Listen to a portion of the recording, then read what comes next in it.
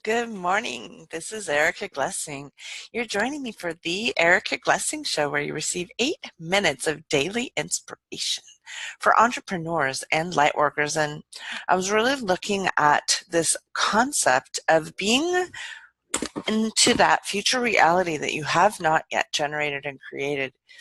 I wanted to look at not being quite so attached to everything that's around you right now. And I wanted to invite you today to loosen your grips on reality. Right? Oh, what if it's just a little bit different than you're picturing it right now? Right? What if it's just a little bit different than it could be if you're willing to make some choices that are out of the comfort of your normal choices and out of the place of your normal brain? And what it all looked so differently a year from now when you were willing to suspend the attachment to the exact way things were done and the exact way they're showing up for you.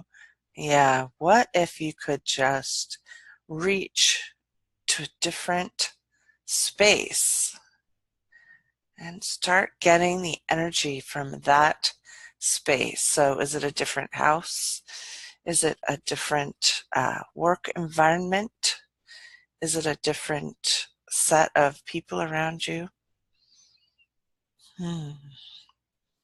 What would be so beyond joyful that you can't even really, like, it just makes you so excited you can't even think straight, right? Have you invited anything into your life lately that gives you that sense of unbridled flippin' off the mother effing chart joy lately? Because we get so bound down by our day to day, and we get so bound down by the choices we've made. And you know, it's not fake that you've made bad choices or choices that were limiting. It's not wrong. Here's the thing: if you don't make new choices today, then your tomorrow won't look different. You know that, right? So, what's one new choice you could make today? One new place you could reach for today? One space of being that's so different than the choices you've made. There you go. Whew, so different. And one small different choice is going to ripple out like a pebble in a big old pond. You throw the pebble and you see the ripples out, right? You see the ripples out. Now you get a little bit of a bigger rock and you throw that in. You watch those pebbles, right? Or you skip a stone and each place it drops, it ripples. Where can you ripple joy today that you have not chosen it in the past? This is really an intense sense of knowing of your own power. Could you walk into a room and smile so big everyone in the room is glad that you were born? Yeah, that's the power you have. I had a friend one morning. She chose to change Walmart. She went in and she was in a huge Walmart and she chose to change it. She just smiled so big. She walked through every aisle. She smiled at every baby. She grinned at every adult. She smiled at everyone who worked there. She walked through. She was just this, like, you know, crazy happy being.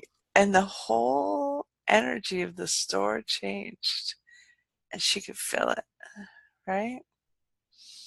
So, what's your magic that you've been hiding, or what magic have you been stomping down, or what brilliance and capacity do you have that you have just not been willing to share because it's so bright and nobody gets you and nobody understands you and nobody sees you, right? Oh my goodness. So, where could you just stand up bigger and let that brightness be known? There you go. Mm.